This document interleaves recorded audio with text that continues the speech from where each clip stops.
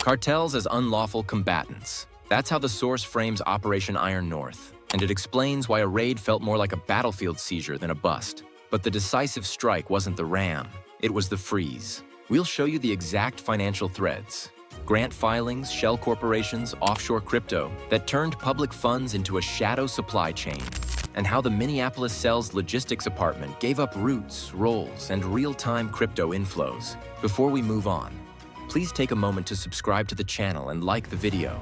Why did agents say the flashbang was the loudest sound, but the quiet freeze did the real damage? At 4:12 a.m., the north hub doors blew inward and winter haze lit up white. Perimeter floods cut through the alley.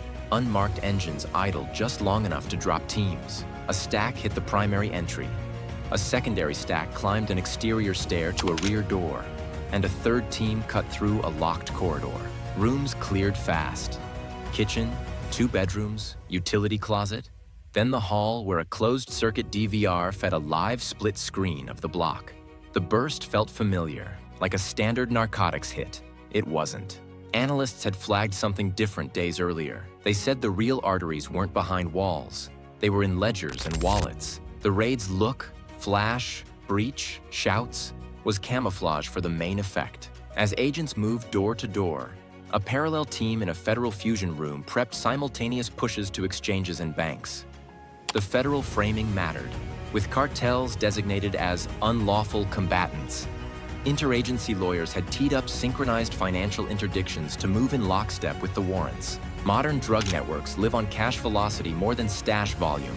A room of product hurts if it sits, but a stopped dollar starves an entire route. So the clock started the moment the first hinge pin popped. Subpoenas and emergency preservation letters went out.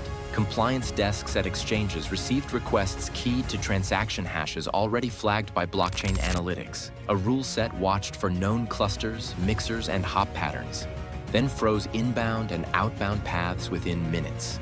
On the ground, agents secured what looked like a quiet apartment with a busy job. Desks, laptops, vacuum sealers humming on a timer. A whiteboard with city abbreviations along I-94 and I-35. Not a stash house, more like a scheduler. But even as the last room came clear and evidence teams bagged devices, the decisive move had already landed off-site. Wallets tied to the node were being locked mid-flow.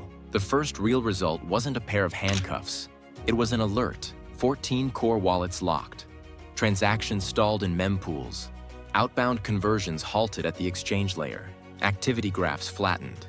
Pending withdrawals hit hold status. Downstream accounts began to spam new addresses, the digital version of switching cars at the next exit.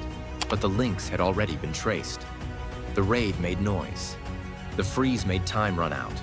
And as screens across the fusion room showed halted flows and denied withdrawals, a new question came into focus that the entry team couldn't answer with a RAM. Where did the money start before it ever brushed a pill press? To see how public dollars became cartel fuel, we follow the money before it ever touched a pill press. How did pandemic-era aid become a courier payroll labeled as transport retainers? And who signed the invoices? The first answer showed up in encrypted ledgers that didn't track sales. They tracked people on the move. Line after line listed courier retainers and urban transport fees, totaling $18.4 million a year. The amounts were small enough to hide in budget noise. They repeated on a schedule that belonged to logistics, not charity. On paper, the payments cleared basic checks. Shell vendors filed consulting invoices with tidy scopes. Reimbursements arrived as grant cycle program support. Audits saw clean forms, vendor numbers that matched registrations, and copies of community transport reports that looked normal. Nothing screamed fraud in a single glance. Everything blended when viewed 1 month at a time. The mechanism worked because the fronts learned the rules and followed them. Shell entities filed the right grant applications, cited community transport needs, and billed recurring retainers that sat under single approval thresholds.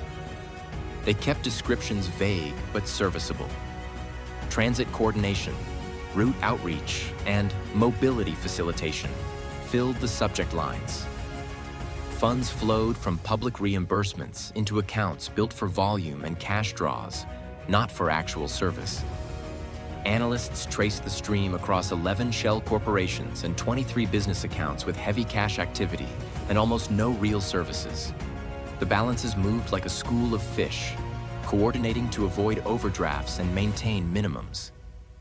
When one account dipped, 2 others replenished it.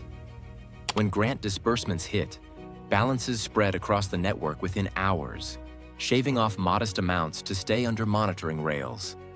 Follow a dollar and the pattern repeats. Grant disbursement to a shell vendor. Invoice paid to a consulting account. From there, stipend batches push out to runners, drivers, and safe house landlords. After cash days, crypto wallets receive top-offs that match the leftover amounts.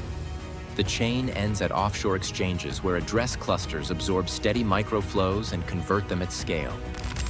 One vignette made the structure obvious. 2 shells use the same registered agent and the same PO box.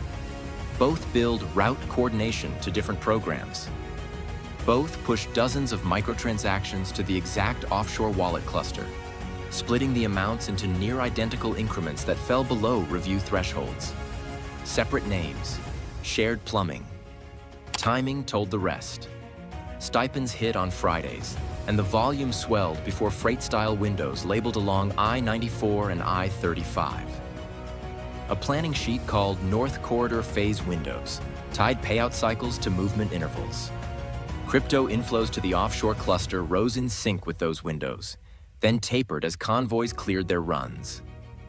That is why this formed a shadow economy. Diverted public funds didn't sit alongside drug money.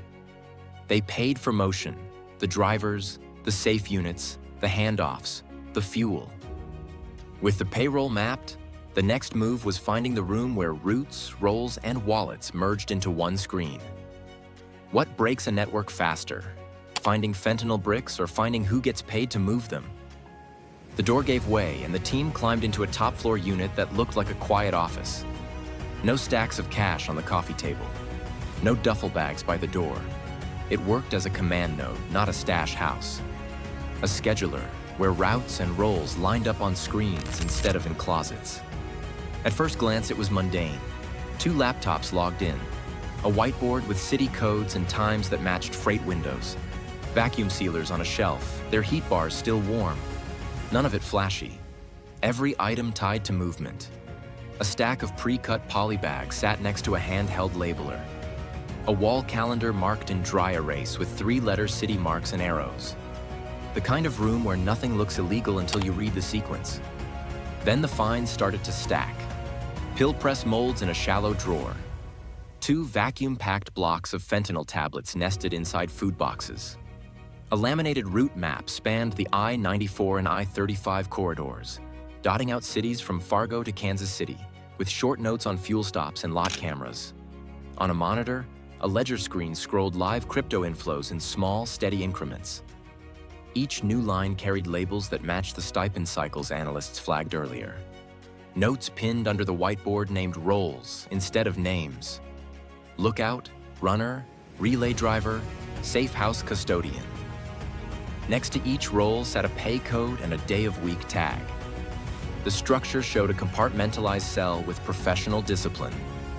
Interview logs later filled in how the cell recruited vulnerable workers, offering cash, rooms, or falsified paperwork to move them into courier and handler slots.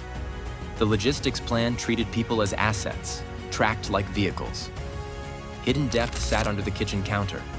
A false bulkhead popped loose and gave up unregistered firearms, disassembled tactical components, and a tight roll of cash.